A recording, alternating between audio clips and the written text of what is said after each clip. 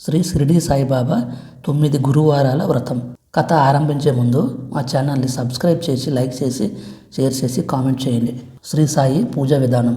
శుక్లాం వరదరం విష్ణుం శశివర్ణం చతుర్భుజం ప్రసన్నవదనం ధ్యాయే సర్వ విఘ్నోపశాంతయే. గురు బ్రహ్మ గురు విష్ణు గురుదేవో మహేశ్వర గురు సాక్షాత్ పరబ్రహ్మ తస్మై శ్రీ గురువే నమః. ఆచమ్య 3 సార్లు ఉదకం నీటిని త్రాగవలెను. ఓం కేశవాయ స్వాహ, ఓం నారాయణాయ స్వాహ, ఓం మాధవాయ స్వాహ ఈ క్రింది నామములతో విఘ్నేశ్వరుని పూజించవలెను. ఓం గోవిందాయ నమః, ఓం విష్ణువే నమః, ఓం మధుసూదనాయ నమః, ఓం త్రివిక్రమాయ నమః, ఓం వామనాయ నమః, ఓం శ్రీధరాయ నమః, ఓం ఋషికేశాయ నమః, ఓం పద్మనాభాయ నమః, ఓం దామోదరాయ నమః, ఓం సంకర్షణాయ నమః, ఓం వాసుదేవాయ నమః, ఓం ప్రద్యుమ్నాయ నమః, ఓం అనిరుద్ధాయ నమః, ఓం పురుషోత్తమాయ నమః, ఓం అధోక్షజాయ నమః, ఓం నరసింహాయ నమః, ఓం అచ్యుతాయ నమః, ఓం జనార్దనాయ నమః, ఓం ఉపేంద్రాయ నమః, ఓం హరయే నమః, ఓం శ్రీకృష్ణాయ నమః. శ్రీ సాయి అష్టోత్తర శతనామావళి. ఓం శ్రీ సాయినాథాయ నమః, ఓం లక్ష్మీనారాయణాయ నమః, ఓం కృష్ణరామ శివమారుత్యాది రూపాయ నమః, ఓం శేషసాయినే నమః, ఓం గోదావరి తట సిద్ధివాసినే నమః, ఓం భక్తహృదయాయ నమః, సర్వహృదయాసినే నమః, ఓం భూతవాసాయ నమః, ఓం భూతభవిష్య యద్వర్జితాయ నమః, ఓం కాలాతీతాయ నమః, ఓం కాలాయ నమః, ఓం కాలకాలాయ నమః, ఓం కాలదర్పద దమనాయ నమః, ఓం మృత్యుంజయాయ నమః, ఓం అమర్త్యాయ నమః, ఓం మత్య భయప్రదాయ నమః, ఓం జీవధరాయ నమః, ఓం సర్వధారాయ నమః, ఓం భక్తవన సమర్థాయ నమః, ఓం భక్తవన ప్రతిజ్ఞ సమర్థాయ నమః, ఓం అన్న వస్త్రదాయాయ నమః, ఓం ఆరోగ్యక్షేమదాయ నమః, ఓం ధనమాంగళ్యప్రదాయ నమః, ఓం బుద్ధిసిద్ధిప్రదాయ నమః, ఓం పుత్రమిత్ర కలత్ర బంధుదాయ నమః, ఓం యోగక్షేమ వహాయ నమః, ఓం ఆపద్బాంధవాయ నమః, ఓం మార్గబంధవే నమః, ఓం భక్తిముక్తి స్వర్గప్రదాయ నమః, ఓం ప్రియాయ నమః,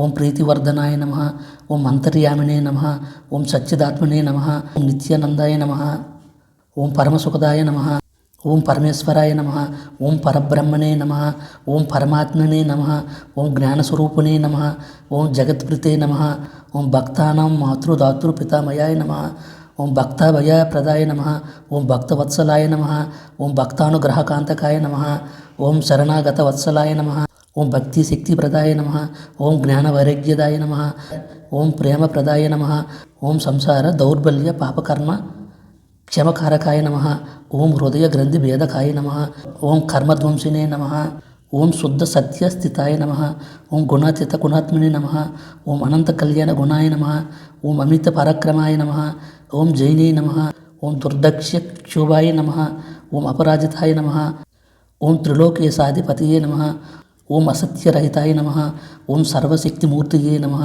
ఓం సులోచనాయ నమః, ఓం బహురూప విశ్వమూర్తియే నమః, ఓం అరూప వ్యక్తాయ నమః, ఓం అచింత్యాయ నమః, ఓం సూక్ష్మాయ నమః, ఓం సర్వాంతర్యామినే నమః, ఓం మనోవాగతితాయ నమః, ఓం ప్రేమమూర్తియే నమః, ఓం సులభ దుర్లభాయ నమః, ఓం అసహాయ సహాయ నమః, ఓం అనాథనాథ దినబంధవే నమః, ఓం సర్వభార భృతే నమః, ఓం అకర్మణే కర్మ సుకర్మణే నమః, ఓం పుణ్యశ్రవణ కీర్తనాయ నమః, ఓం తీర్థాయ నమః, ఓం వాసుదేవాయ నమః, ఓం సతంగతయే నమః, ఓం సత్వరాయణాయ నమః, ఓం లోకనాథాయ నమః, ఓం పావనానగణాయ నమః, ఓం అమృతాంశివే నమః, ఓం భాస్కర ప్రభాయ నమః, ఓం బ్రహ్మచర్య తపశ్చర్యాది సువత్రాయ నమః, ఓం సత్యధర్మపారాయణాయ నమః, ఓం సిద్ధేశ్వరాయ నమః, ఓం సిద్ధసంకల్పాయ నమః, ఓం యోగేశ్వరాయ నమః, ఓం భగవతే నమః,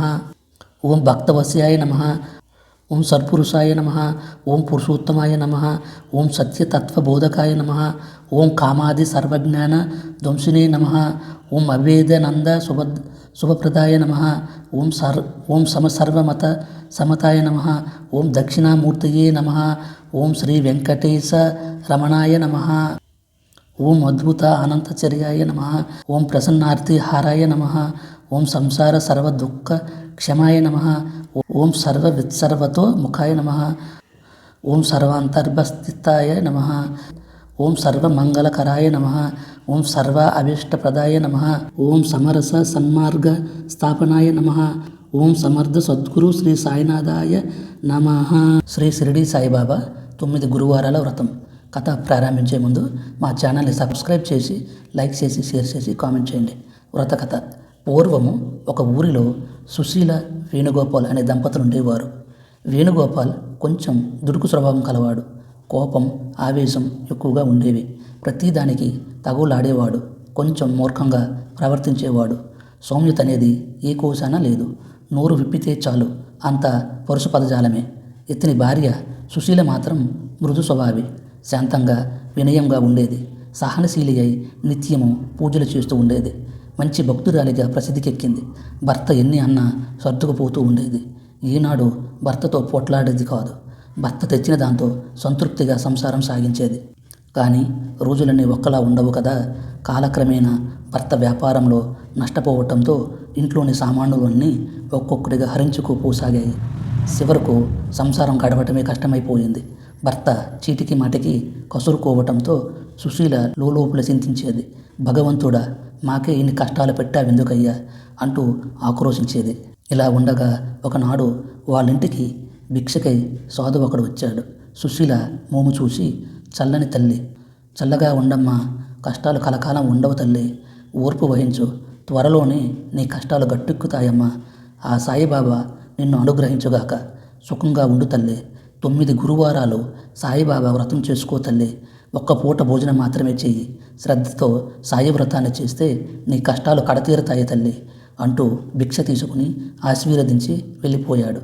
సుశీల దిగులుతో, సరేలే, ఇంకెక్కడి సుఖం, ఈ జీవితానికి సుఖం కూడానా, నా జీవితం ఇంతే, నా జీవితంలో సుఖమనేది లేదేమో అనుకుంటూ బాధపడసాగింది. ఆనాటి రాత్రి నిద్రించే వేళ సాధువు సాయిబాబా వ్రతం చేసుకోమన్నాడు. ఒకవేళ ఆ వ్రతం చేసుకుంటే తమ కష్టాలు తీరుతాయేమో అనుకుంటూ పడుకుంది. రాత్రి కలలో బాబా దర్శనమిచ్చి, సుశీల, ఒక్క అడుగు నా వైపు వేశావంటే నేను 100 అడుగులు నీ వైపు వేస్తా, నన్ను నమ్ము, నాపై పూర్తి విశ్వాసం ఉంచు, శరణాగతురాలివి కమ్ము అని ప్రబోధించినట్లయింది. అంతే. మర్నాడు ఉదయమే సుశీల లేచి నిత్య పూజానంతరం భర్తకు సపర్యలు చేసి సాయిబాబా గుడికి బయలుదేరింది. మందిరంలో సాయిబాబాను మనస్ఫూర్తిగా ప్రార్థించింది.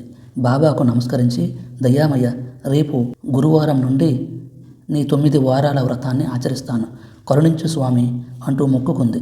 అంతే. ఒక్కసారిగా ఒళ్ళు జలధరించి నట్లయింది. ఎవరో భుజం తట్టి నేనున్నా అంటూ ఓదార్చినట్లయింది.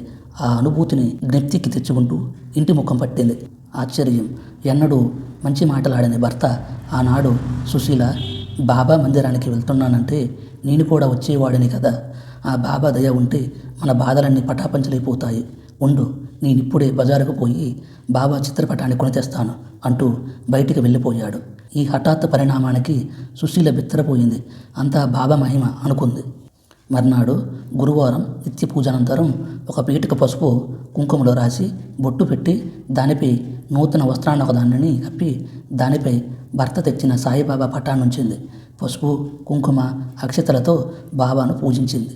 దీప ధూప నైవేద్యాలతో షోడోపచార పూజ గావించింది. అగరవత్తులు, సాంబ్రాణి ధూపం వెలిగించింది. భక్తి శ్రద్ధలతో వ్రతాన్ని ఆచరించింది. బాబాగారు మంత్రించినట్లుగా భర్త వ్రతమయ్యే వరకు నిష్టగా అక్కడే బాబా ధ్యానంలో గడిపాడు. ఈ శుభ పరిణామానికి సుశీల ఎంతగానో సంతోషించింది. ఆనాడు ఒంటిపూట ఆహారంతో గడిపింది. సాయిబాబా గుడికి వెళ్ళి ప్రార్థించింది. ఇలా 9 గురువారాలు చేసి 9 ముత్తైదువులకు వాయిన దానాలిచ్చింది. షడ్రుచులపేతమైన భోజనాలు పెట్టింది. వచ్చిన వారికి నైవేద్యం పంచిపెట్టింది. అటు పిమ్మట తాను భుజించింది. సుశీల అత్యంత భక్తి శ్రద్ధలతోనూ నియమ నిష్టలతోనూ ఈ సాయి వ్రతాన్ని ఆచరించటం వల్ల అనతి కాలంలోనే వారింట సిరి సంపదతులు తూగాయి. భర్త వ్యాపారంలో బాగా పుంజుకున్నాడు. మంచి లాభాలు ఆర్జించసాగాడు.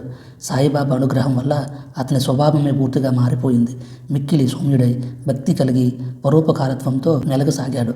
ఇరుగు పొరుగు వారందరూ ఈ దంపతులను చూసి వారిద్దరూ సాక్షాత్తు ఆది దంపతులే అనుకునేవారు. వేణుగోపాల సుశీల దాంపత్యం ఎంతో అన్యోన్యంగా వారి వ్యాపారం 3 పువ్వులు 6 కాయలుగా కొనసాగింది. వీలున్నప్పుడల్లా సాయి వ్రతాన్ని ఆచరిస్తూ కాలం గడుపుతున్నారు. ఇలా ఉండగా ఒకనాడు వాళ్ళ ఇంటికి సుశీల చెల్లెలు ఆమె భర్త వచ్చారు. ఆటల సందర్భంలో అక్క, మా పిల్లలు చదువులో బాగా వెనుకబడ్డారే, తరచుగా పరీక్షలు తప్పుతున్నారే, ఎంతెంత డబ్బు పోసి పిల్లల్ని చదివిస్తున్నాను, ఒక్క ముక్క అక్షరం కూడా రావట్లేదు వీళ్ళకి అంటూ మా వారు విసుక్కుంటున్నారే, ఈ గొడవలతో విసుగెత్తిపోతున్నానే, ఏం చెయ్యాలో తోచటం లేదని అక్కతో చెప్పింది. బాధపడకు చెల్లి, అందరికీ బాబాగారున్నారు. నీవు వచ్చే గురువారం నుండి సాయిబాబా వ్రత దీక్షను పూనుకుని 9 గురువారాలు సాయి వ్రతాన్ని ఆచరించు, అంతా బాబాగారే చూసుకుంటారు అని చెప్పింది. సుశీల చెల్లెలతో అక్క చెప్పినట్లుగా సుశీల చెల్లెలు 9 గురువారాలు సాయిబాబా వ్రతాన్ని ఆచరించింది. భక్తి శ్రద్ధలతోనూ సంపూర్ణ విశ్వాసంతోనూ ఆ వ్రతాన్ని చేసిందేమో. ఆ బాబాగారి దయ వల్ల మరుసటి పరీక్షల్లో పిల్లలకు మంచి మార్కులు రావటం ప్రారంభమైంది. క్రమంగా పిల్లలు బాబాగారి ప్రేమానురాగాలతోనూ దయ వలన పెద్ద పరీక్షలలో మంచి మార్కులతో కృతార్థులయ్యారు. సుశీల చెల్లెలు ఆమె భర్త ఎంతగానో సంతోషించారు. ఇదంతా బాబాగారి దయ వల్లనే జరిగిందనుకుని బాబాగారికి పరమ భక్తులయ్యారు. అక్క సుశీలకు మనసులోనే ధన్యవాదాలు అర్పించారు. వెంటనే ఫోన్ అందుకుని, సుశీలక్క, మా అబ్బాయి పరీక్ష పాస్ అయ్యాడే, అంతా ఆ బాబాగారి దయ వల్లనే జరిగిందే. బాబాగారు భగవంతుడే కాదే, సమర్థ సద్గురువులే, ఆయన యోగి పుంగువుడే, బాబాగారి మహిమ వల్లే మా అబ్బాయి పాస్ అయ్యాడే అంటూ అంతులోని సంతోషంతో అక్కకు పరిపరి విధాల ధన్యవాదాలు అర్పించింది. ఆనాటి నుండి ప్రతి సంవత్సరం అక్కా చెల్లెలిద్దరూ క్రమం తప్పకుండా సాయి వ్రతాన్ని చేసుకుంటూ సాయి వ్రత పుస్తకాలను పంచిపెట్టసాగారు. బాబా దయ వల్ల 2 కుటుంబాలు సుఖ సంతోషాలతో జీవించసాగాయి. ఈ వ్రత కథ 9 సాయి వ్రత పుస్తకాలను పంచిపెట్టినచో భక్తులెల్లరూ సమస్త సౌఖ్యాలను అందగలరు. సాయి భక్తి ప్రచారంలో భాగస్థులు కండి. సాయినాథుని దీవెనలు అందుకోండి. సద్గురు షిరిడి సాయినాథ్ మహారాజ్కే జై. సద్గురు షిరిడి సాయినాథ్ మహారాజ్కే జై. సద్గురు షిరిడి సాయినాథ్ మహారాజ్కే జై. Thank you for watching. Please subscribe, like, share and comment.